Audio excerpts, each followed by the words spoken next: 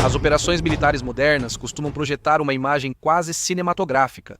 Helicópteros sobrevoando a escuridão, soldados de elite se movendo com precisão cirúrgica e um alvo marcado como peça-chave em um movimento estratégico onde o futuro do Ocidente ou da humanidade está em jogo.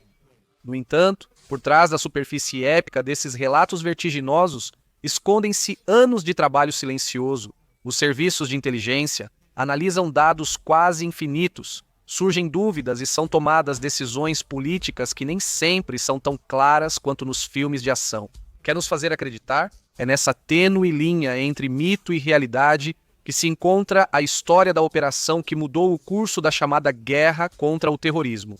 Uma missão de apenas 40 minutos que foi o auge de uma década inteira de perseguição obsessiva, de uma busca que parecia interminável e da pressão constante de um país que havia jurado vingar os atentados de 11 de setembro.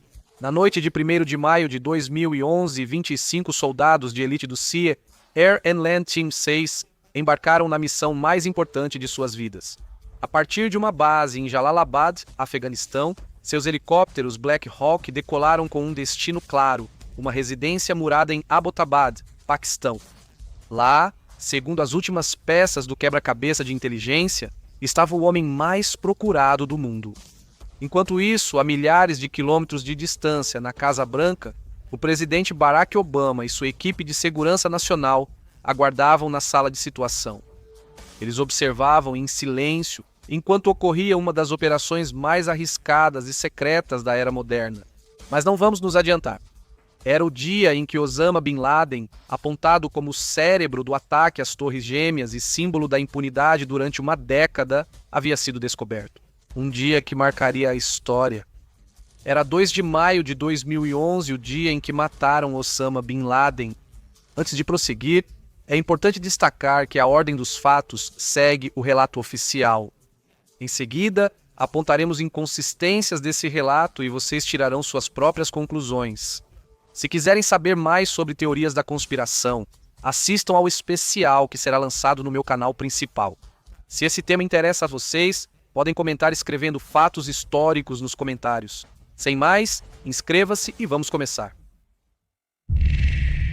Em 11 de setembro de 2001, 10 anos antes, 19 terroristas da Al-Qaeda sequestraram 4 aviões comerciais americanos e os usaram como armas. 2 colidiram com as Torres Gêmeas em Nova York, outro atingiu o Pentágono em Washington e o quarto caiu em um campo na Pensilvânia, quando os passageiros decidiram assumir o controle da aeronave e enfrentar os terroristas. A tragédia resultou em cerca de 3.000 mortes e uma ferida psicológica incurável. De um dia para o outro, os Estados Unidos descobriram que não eram invulneráveis em seu próprio território, e no centro daquela catástrofe estava Osama Bin Laden, o saudita milionário que havia fundado a organização Al-Qaeda, e que naquele instante se transformava no inimigo número 1 do mundo ocidental. A resposta foi imediata. George W. Bush lançou a chamada Guerra ao Terror e enviou tropas ao Afeganistão para destruir os santuários talibãs. Mas o cerco de Tora Bora, em dezembro de 2001, foi um fracasso. Bin Laden escapou, provavelmente cruzando para o Paquistão, e desde então começou uma década de sombras.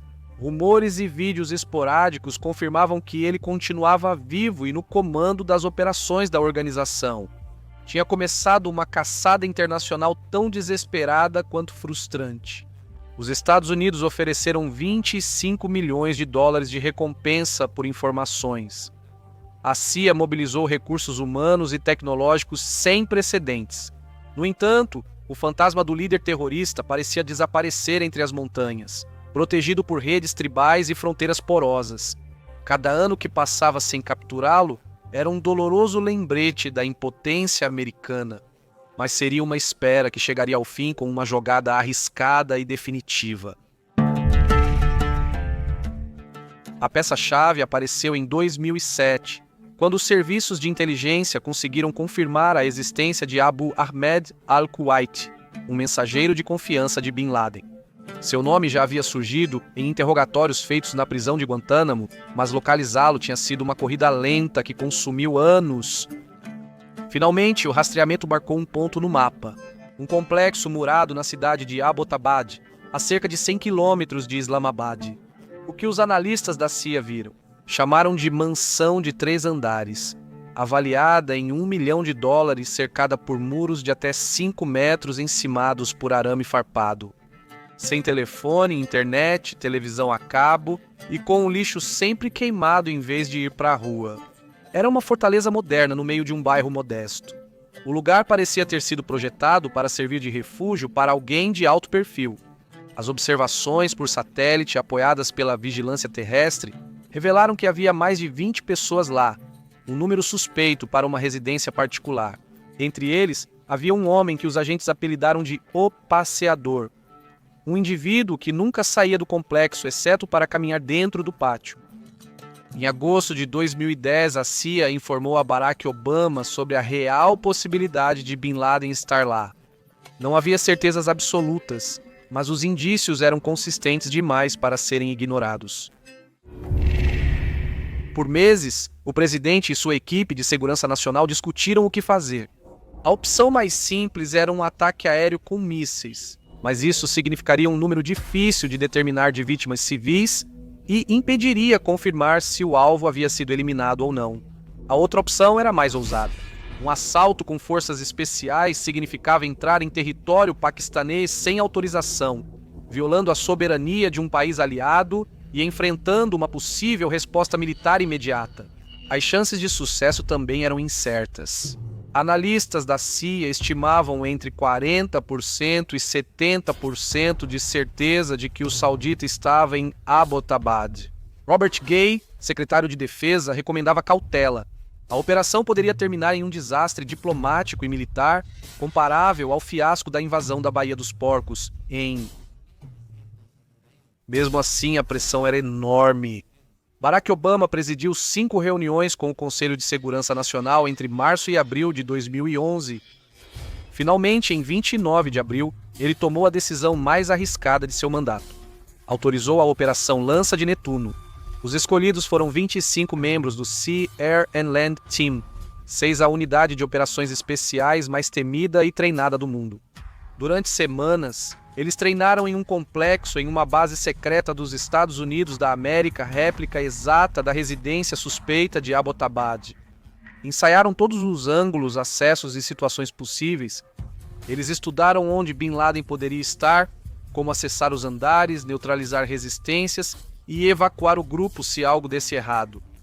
A missão precisava ser concluída em menos de 40 minutos tempo para entrar e sair, antes da reação do exército paquistanês. O nome código do alvo foi Jerônimo, em alusão ao chefe Apache que resistiu durante anos à captura pelos Estados Unidos. Um nome bem escolhido. Bin Laden também escapou por uma década do maior poder militar do mundo. Em 1º de maio de 2011, às 00h30, helicópteros Black Hawk saíram de Jalalabad rumo a Abbottabad. 1h30 depois, eles desciam sobre o complexo. Nesse instante, o plano milimetricamente calculado enfrentou seu primeiro contratempo. Um helicóptero teve uma falha e precisou pousar de emergência no pátio. O estrondo acordou os vizinhos e evaporou o fator surpresa. Uma vantagem nada pequena com a qual os comandos contavam. Mas os SEALs não hesitaram. Era um inconveniente, mas não estava entre os eventos que justificariam abortar a missão. Derrubaram paredes e portas com explosivos e avançaram em formação com câmeras de visão noturna. Em Washington, Obama, Hillary Clinton, Joe Biden e o restante da equipe de segurança observavam tensos da sala de situação. No primeiro andar, os comandos abateram Abu Ahmed al-Kuwait, o homem de confiança. No segundo, caiu Khalid, filho de Bin Laden. O terceiro andar era o destino final de toda a operação. Ali seria definido o sucesso, ou seriam assumidas as gravíssimas consequências das decisões que os haviam levado até ali. E é que o terceiro andar do complexo era o coração do mistério. Relatórios de inteligência indicavam que ali era o objetivo principal. 2 SEALs subiram as escadas em alta velocidade.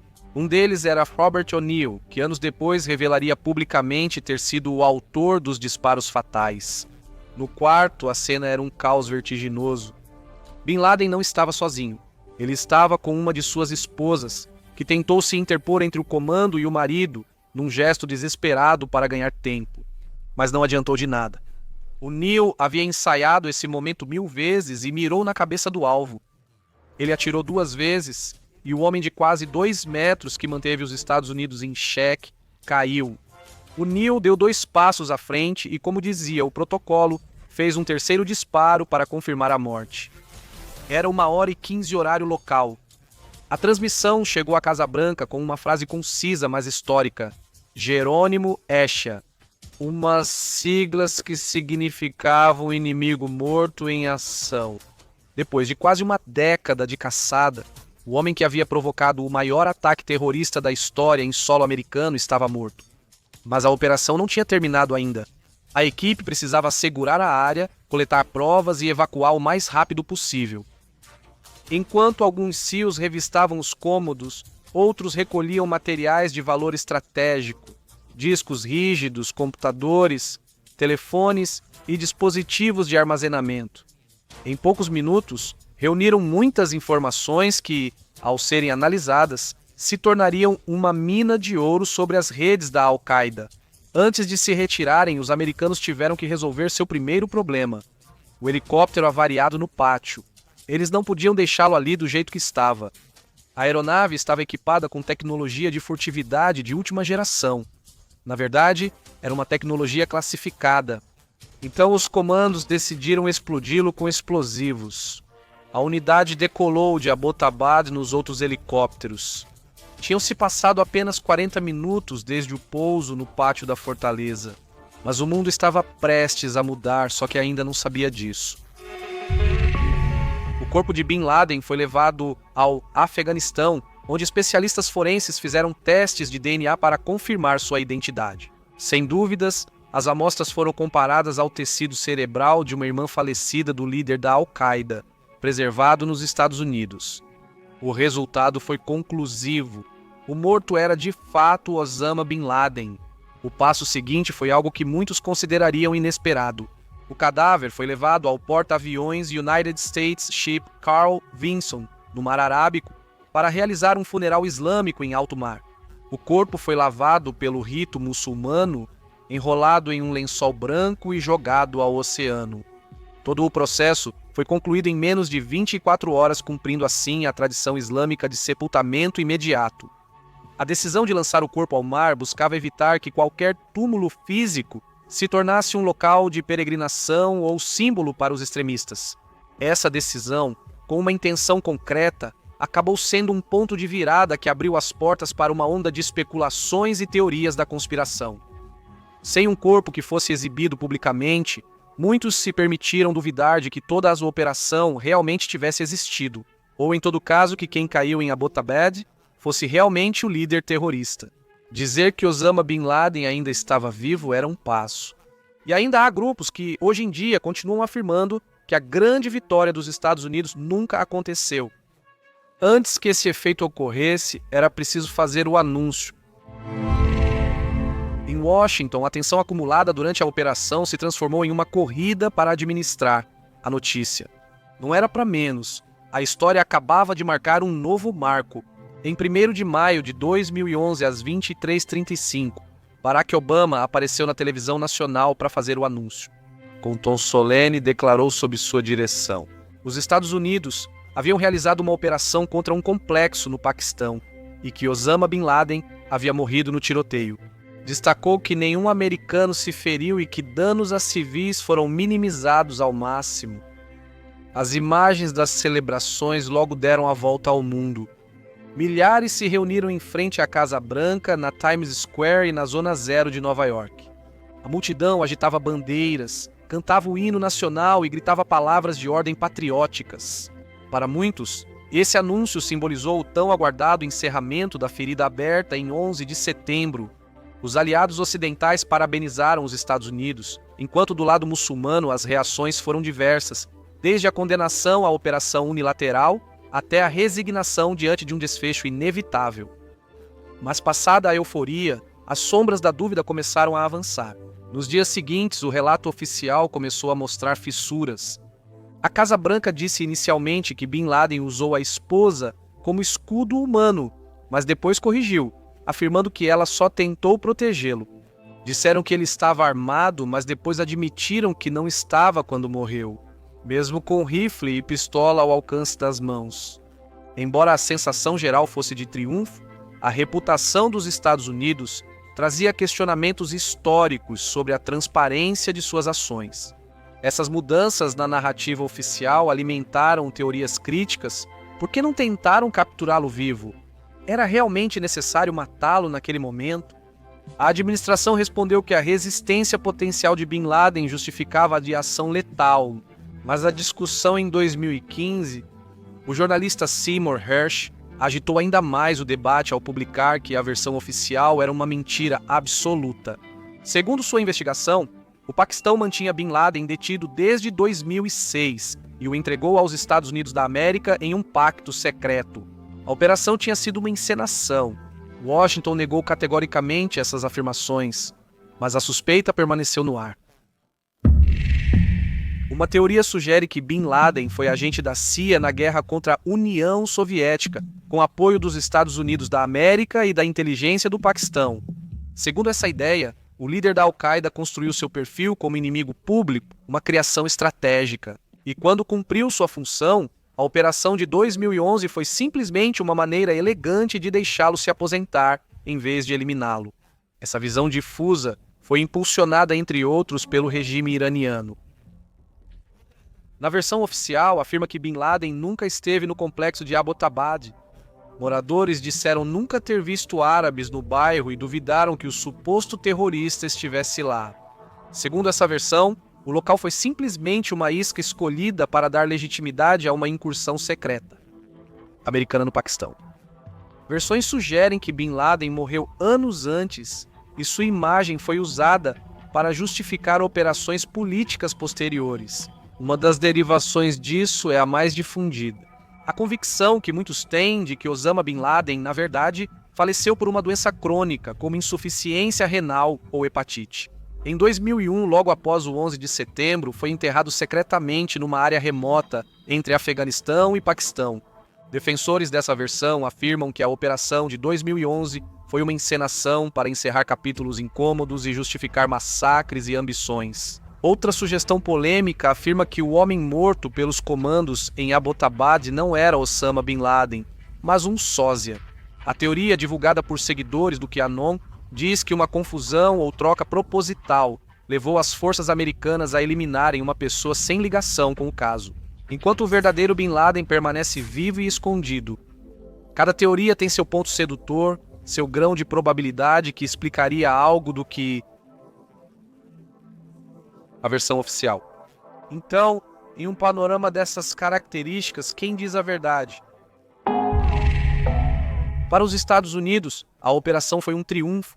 Para o Paquistão, uma humilhação internacional. O fato de Bin Laden ter vivido durante anos em Abbottabad, a apenas 1,5 km de sua principal academia militar, era vergonhoso. As autoridades paquistanesas afirmaram não saber de nada, mas mais uma vez, poucos acreditaram nessa versão e as dúvidas voltaram a ganhar espaço. Como isso podia acontecer? Como um complexo tão grande construído entre 2004 e 2005 poderia passar despercebido em uma cidade tão conectada ao exército? Além disso, havia o conflito diplomático. A incursão dos Estados Unidos violou a soberania do Paquistão e expôs suas fragilidades. O governo protestou, embora não pudesse negar que tinha sido incapaz ou talvez pouco disposto a detectar a presença do terrorista mais procurado do mundo. O médico Shakil Afrid, que havia colaborado com a CIA organizando uma falsa campanha de vacinação para obter DNA dos residentes do complexo, acabou se tornando o bode expiatório. Vamos conhecer sua história. Em março de 2011, a CIA planejou realizar uma operação secreta em Abbottabad. Foi toda uma fachada digna de um filme de espionagem. Uma campanha de vacinação contra a hepatite B, que serviria de fachada para obter material genético do entorno ao redor do complexo onde se suspeitava que Osama Bin Laden vivia. O objetivo era coletar amostras biológicas, fluidos ou sangue dos residentes e compará-las com familiares conhecidos de Bin Laden para confirmar sua presença antes de autorizar um ataque. Para isso, a agência recrutou um médico paquistanês, o mencionado Shakil Afrid, que organizou campanhas de vacinação, reais em bairros vizinhos e, teoricamente, em áreas escolhidas para parecer legítimo. Após a morte de Bin Laden, a participação de Afridi veio à tona. Ele foi preso pelas autoridades paquistanesas e processado, com sentenças posteriores e apelações. Houve críticas éticas e um efeito colateral muito concreto. Isso deteriorou a confiança da comunidade em campanhas de saúde e alimentou a resistência à vacinação em regiões do Paquistão, prejudicando os esforços reais para conter o avanço de doenças como a poliomielite. Organizações como Médicos Sem Fronteiras alertaram que enganar a população com uma campanha médica, mesmo com vacinas reais, poderia prejudicar a percepção pública sobre o verdadeiro propósito dos serviços médicos. Do ponto de vista da saúde, o efeito foi tangível. Em distritos com maior apoio a grupos islamistas, os índices de vacinação infantil caíram entre 9% e 20%. Na região noroeste do país, os trabalhadores da saúde enfrentaram violência extrema. Entre 2012 e 2019, mais de 70 profissionais de saúde, a maioria mulheres, foram mortos durante campanhas de vacinação contra a polio. Esses ataques foram relacionados à desconfiança gerada após a revelação do programa encoberto da CIA. Justificado ou não, a CIA não fez declarações a respeito. Eles conseguiram o que queriam e parece que essa é a medida pela qual decidiram avaliar todo o acontecimento. Em 2012, o complexo de Abbottabad foi demolido para eliminar um símbolo global do fracasso. O terreno foi entregue às autoridades locais, encerrando um dos capítulos mais embaraçosos para o Paquistão. Mas o terrorismo continuaria forte. O desaparecimento de Bin Laden foi um golpe devastador para a Al-Qaeda, mas não significou seu fim. A liderança foi assumida por Ayman al-Zawahiri, egípcio considerado menos carismático, mas que prometeu manter a política de guerra. A organização se fragmentou em células regionais que respondiam menos a uma coordenação centralizada e mostravam mais autonomia. O vazio no conflito foi ocupado por novos atores. O Estado Islâmico do Iraque e da Síria, conhecido como Estado Islâmico do Iraque e da Síria, surgiu pouco depois com táticas mais brutais, chegando a controlar territórios e proclamando um califado. Enquanto a Al-Qaeda era seletiva em ataques, o Estado Islâmico do Iraque e da Síria usou terror indiscriminado com execuções públicas e escravidão sexual. Nos Estados Unidos, a operação virou símbolo da eficácia militar do novo milênio. Mas logo surgiram controvérsias. Vários membros publicaram livros revelando detalhes confidenciais. Além de Robert O'Neill, reivindicando os disparos finais, em 2014, Matt Bissonette publicou No Easy Day, relatando em detalhes a missão. Essas revelações dividiram a comunidade militar por quebrarem o código de silêncio das forças especiais, uma regra fundamental que parecia ter ficado para trás em meio à revolução midiática e tecnológica do século XXI. Além das disputas internas, a missão estabeleceu um precedente delicado. Os Estados Unidos haviam agido unilateralmente. Essa lógica de ações diretas depois foi citada por várias potências como justificativa para operações similares. A morte de Bin Laden destacou os Estados Unidos na geopolítica internacional.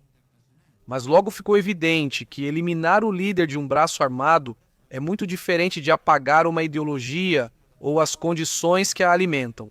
Em 2020, 10 anos após a operação, a Al-Qaeda ainda existia, mais fraca, mas ativa. A retirada dos Estados Unidos do Afeganistão abriu a possibilidade de que os membros se tornassem parte da política. A retirada dos Estados Unidos do Afeganistão converteram Laibrodong, Transnistria. A luta para que membros se tornassem parte da retirada dos Estados Unidos do Afeganistão abriu a possibilidade de que eles se tornassem membros. Adeus, amigos. A operação que resultou na morte de Osama Bin Laden foi um momento crucial na história contemporânea. Uma missão que condensou anos de frustração, trabalhos minuciosos de inteligência e riscos calculados. Uma vitória que, por algumas horas, permitiu a um país ferido acreditar que a justiça era possível. Mas também foi uma operação cercada de sombras, contradições oficiais, teorias conspiratórias, tensões diplomáticas e consequências inesperadas no campo da saúde pública e da geopolítica. Herói para uns, vilão para outros. Supõe-se que Bin Laden encontrou seu fim em um terceiro andar escuro de Abbottabad, mas os motivos e interesses por trás de cada morte sempre serão mais obscuros que a própria morte. E mesmo que as bandeiras sejam erguidas e os discursos fluam, talvez nunca vejamos além do que querem nos mostrar. Mais uma vez, fica claro que a informação e a verdade são tão valiosas que hoje em dia são alteradas para nos manipular e para que continuemos com a eternidade. O que realmente aconteceu em relação a Bin Laden?